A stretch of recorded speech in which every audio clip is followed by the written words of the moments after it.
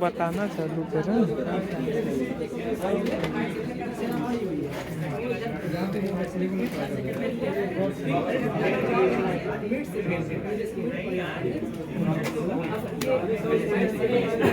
देखिए इसी में से आप लोग का थर्ड फेज भी हो जाएगा, ये सेकंड फेज अभी बता रहे हैं। सेकंड फेज में मेन इंपॉर्टेंट क्या है, इन तोपों का मुड़ना ऐसे से ऐसे। ये कुछ लोग मुझे पता गया और पहले बताया गया, आगे सर बताया गया ऐसे और ऐसे। अगर वो लोग भी आप लोग बना रहे हैं देंगे तो कोई दिक्कत नहीं। हाँ, इसलिए कि शुरू में जब ये फर्स्ट फेज में पहले जल्दी की इन्फेंट्री इधर जा रही होती है, ये तोपें पहले इधर रहती है, फिर धीरे धीरे जब जान रहा है कि इस पार आ जाती है ना तो इधर मूवमेंट कर देता है इन लोगों का मूव। हाँ वो घोड़ा वहीं रहेगा, कुछ सेना यहाँ पे रख अब देखिए यहाँ पे जब ये उतारता है इस पार सेकंड फेज में ऐसे खड़े हो गए, इनका नाम याद रखिएगा। विलेज का प्लान ये होता है, जैसे इनकी तोप ऐसे हो गई है इधर को, विलेज का भी प्लान होता है ऐसे से सामने लगेगा, अपनी जो सेना हो इनको पूरा फैलाएगा। इसका नाम क्या है जो पिछली बार कौन कौन क्या नाम है इसका, क्या नाम है कौन सा, ये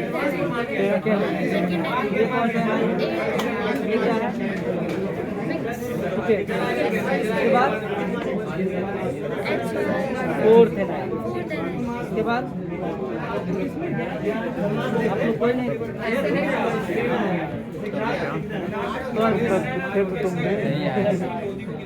उसके बाद ये 74 ये क्या है, कैवलरी फोर्सेस। कौन सा है ये, 7th NC, 5th NC, 19 dragon, 4th।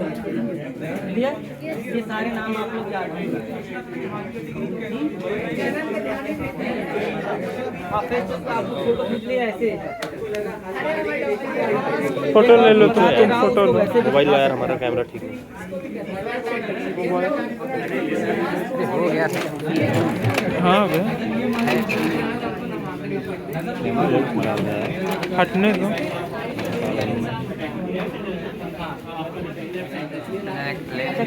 पिछली बार जब बताया गया ऐसे भी बताया गया। हाँ दोनों आगे पूरा ये मूवमेंट ऐसे चेंज होती रहती है ना, तो धीरे धीरे ऐसे हो जाते हैं। ये सारे थर्ड फेज तक आते आते अपने आप को एकदम वेल पोजीशन जहाँ जिसको रहना है रह लेते हैं। सेकंड फेज हो गया, इस पार उतार लिए हम थर्ड फेज। सेकंड फेज में मूवमेंट है लेकिन हम उसको थर्ड फेज में ठीक है।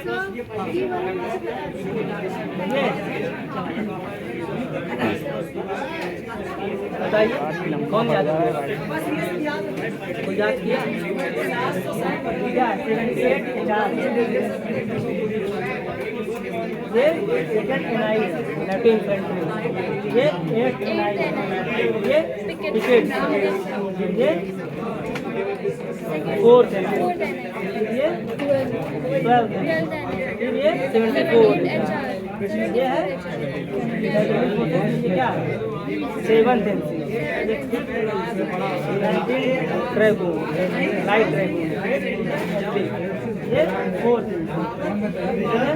सारे नाम याद रखिए। ये असाई विलेज है, किसी के पास पूरा वॉर होता है इसलिए इसे असाई का वॉर। अब सेकंड फेज के बाद हम आपको थर्ड फेज में पूरा मूवमेंट दिखाएंगे, कौन कैसे लड़ा, कौन कहाँ भागा, बता दीजिए सर। जब पहले जब यहाँ पे होता है इसका प्लान ये होता है कि इसको भी पूरी तरह से ये जो पीछे सैनिक लगे उनको पूरा ऐसे खड़ा करने का प्लान होता है, ठीक है। इसके लिए ब्रिगेड्स को ऑर्डर देता है कि ब्रिगेड्स अपने राइट साइड लगभग 500 गज राइट साइड, इसके साथ बोलता है 74 HR यही है। 74 HR बोलता है कि आप उसके पीछे रहिए राइट साइड, मतलब इसका प्लान ये होता है कि ऐसे जाना है, अभी पीछे जा रहा है इसका प्लान होता है ऐसे जाना है, ठीक है। इसके बाद ये जो बीच में जगह होती है इसका प्लान ये होता है कि उसको भरे 12th NI और 4th NI का काम होता है यहाँ पे आना। इसके बाद जो इन लोगों का होता है ये हेल्प करके आगे बढ़ना है, इसका प्लान ये होता है विलेज का। इसलिए इस समय से 2 आ नहीं पाई, पैदल आगे लगाते हैं, लेकिन संयोग से होता क्या है ये यहीं पे रहते हैं टिकट ऑर्डर होता है कि आप असाई गांव के नजदीक नहीं जाएंगे, सिर्फ दाहिने की साइड। टिकट अपने सैनिकों को बोल चुका होता है कि आप आगे बढ़िए। तो जब उस समय ऑर्डर दिया जाता है तो जो एक बार ऑर्डर मिल गया सैनिक तो आगे बढ़ते चले जाते हैं, तो उनको रोकना थोड़ा मुश्किल होता है।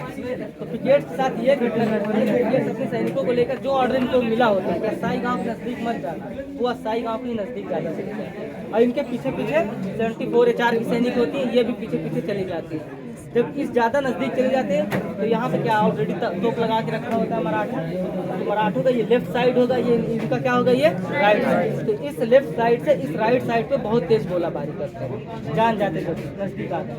तो 74 HR और ये इसके टिकट्स के सैनिक का कम लगभग 1/3 एक तिहाई सैनिक मारे जाते हैं। जब मारे जाते हैं तो फिर ये आगे बढ़ने के बजाय ये पीछे हटते हैं, और जब पीछे हटते हैं तो रास्ता भटक जाते हैं।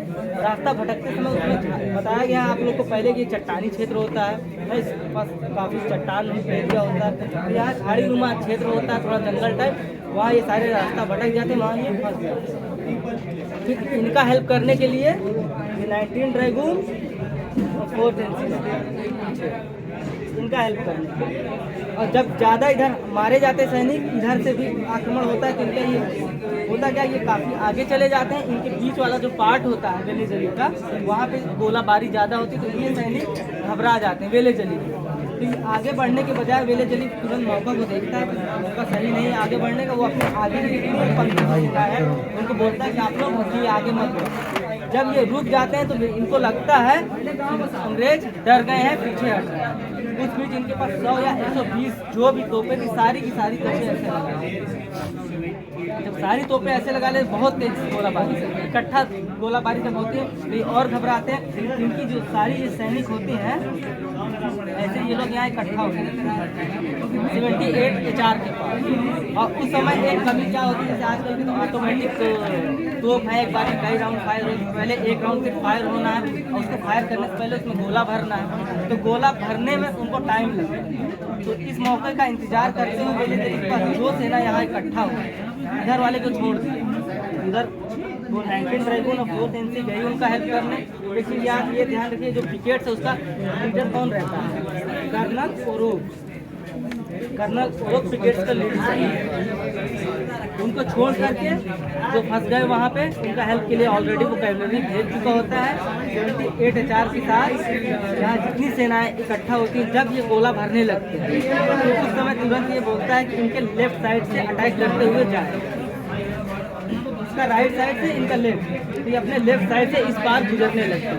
अगर एकदम जब नज़दीक आ जाएंगे हम तोप के, तो यहाँ अगर खड़े हैं तो यहाँ तो हमको तोप की गोली लगेगी नहीं, तो ऐसे करके ये इनके तोपची जो होते हैं, जो तोप चला रहे हैं, उनको मारना शुरू करते हैं। ये पैदल होते हैं, इनके पास बंदूक होती है, तो बंदूकों में संगीन लगे, संगीन पता है NCC जो कर रहा होगा, बैनेट क्या बोलते हैं कुछ ऐसे ना, हाँ, तो जो चाकू लगा उससे इनको मारना शुरू कर देते हैं और अटैक कर देते हैं। जैसे अटैक होते हैं, इधर कोहलमान की सैनिक होती हैं, इधर कुछ मराठे यूरोपीय अफसर होते हैं जो सैनिकों को लीड कर रहे होते हैं। इनका थोड़ा सा अटैक होता है, इन लोगों के पास कोई इकट्ठा वो डिसिप्लिन नहीं होता है, कोई सही से गाइड करने वाला नहीं होता, थोड़ा सा इनका अटैक बहुत ज़्यादा होता है, ये तुरंत पीछे खसकते हैं। कोहलमान साहब यहाँ रहते हैं इन्फेंट्री के साथ, ये तुरंत पीछे आ जाते हैं। जैसे ही ये मौका मिलता है, अब ये जगह खाली होती है ना, 78 HR 2nd NI को लेके वेले जली तुरंत अंदर घुस जाते हैं। कौन कौन आ जाते हैं यहाँ पे, 78 HR 2nd NI अंदर घुसता है। और जब अंदर घुसता है तो उससे पहले जो सैनिक पार कर रहे होते हैं, इन तोपचियों को मारना शुरू करते हैं। जब तोपची मार खाना शुरू करते हैं तो काफ़ी तोपची मारे जाते हैं, और जो मराठे होते हैं डरवश नाटक करते हैं कि हम मरने का नाटक करके उसी तोप पे लेट जाते हैं, इनकी फायरिंग बंद हो गई। अब ऐसे करके इनकी सेनाएं इधर से अंदर आ गई। जब इधर अंदर आती हैं उस समय कर्नल मैक्सवेल भी एक कर्नल मैक्सवेल कर्नल मैक्सवेल कोहलमान की सैनिक से लड़ता है। इधर राघव जी की सेना है, राघव जी भोसले का नाम आता है, ये राघव जी की सेना है, सिंधिया की सेना है, और इनकी ये रिजर्व फोर्स है मराठों की। इन सब पर जब अटैक होता है तो कोहलमान तुरंत पीछे हटते हैं। ये तो दूर, ये मैदान में कदम ही नहीं रखते राघव जी। तुरंत प्लान यही होता है ना कि राघव जी और सिंधिया ये दोनों मिलकर वेले जली से लड़ेंगे, लेकिन ये तो मैदान में आते ही नहीं, इसलिए ये दूर पहले ही रहते हैं। बचे पहलवान को कर्नल मैक्सवेल पीछे हटाता है और सिंधिया की सेना और इनकी जो मराठों की रिजर्व एंट्री होती है ये यहाँ एकदम नजदीक ऐसे होती है।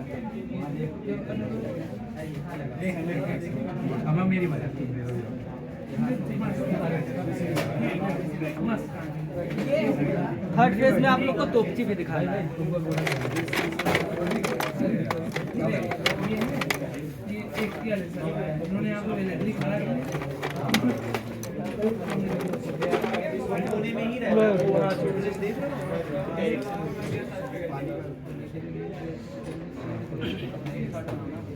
आप लोग को ये दिखाना है वहाँ पे, जैसे जब बोला जाएगा सर लोग या मैम कोई भी जो भी वाइवा लेगा बोलेंगे तो आप लोग को ये दिखा दीजिएगा ये तोपची नाटक करके लेट गए या मारे गए, ठीक है।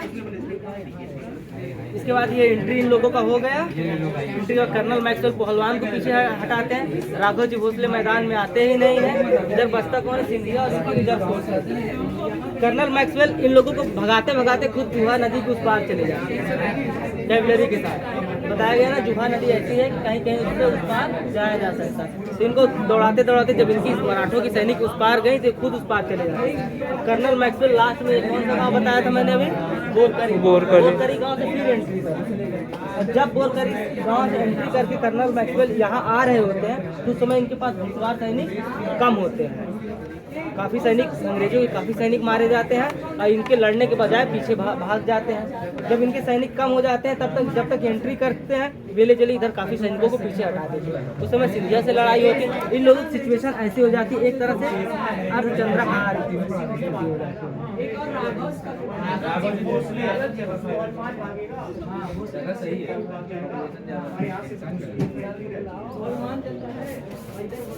ये ऐसे बन रहा होगा।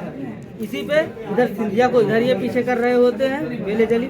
यहीं पे वेले जली का घोड़ा मारा जाता है। फिर वेले जली तुरंत दूसरा घोड़ा चेंज करते हैं। यहाँ उसका अंगरक्षक मारा जाता है, यहाँ उसका घोड़ा मारा जाता है। कर्नल मैक्सवेल जब एंट्री करते हैं फिर लड़ना शुरू करते हैं तब तक ये लोगों ने तोपों का मुंह ऐसे चेंज किया। जो नाटक करके जो तोपची लेटे रहते हैं वो तुरंत जब ये सारी सेनाएं इधर चली जाती है इधर से कुछ नहीं होता, ये जिंदा होकर फिर से इधर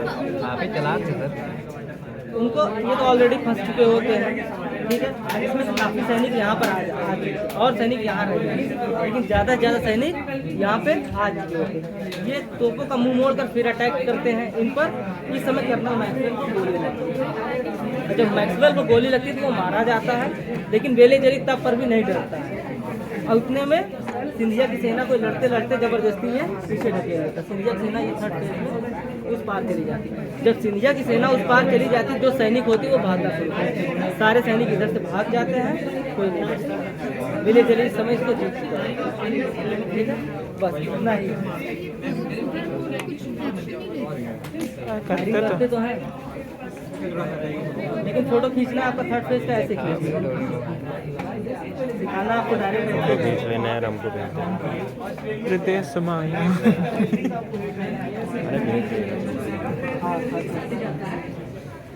तो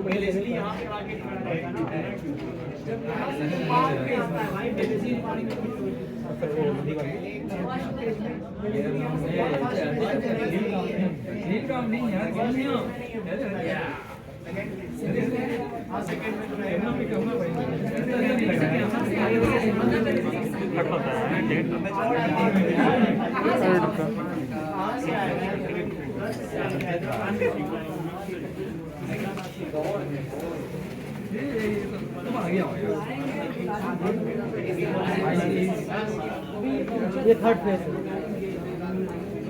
थर्ड फेज में आप लोग अगर थर्ड फेज आ रहा है ऐसे एकदम बनाएंगे, बंद कर दो ऐसे खड़ा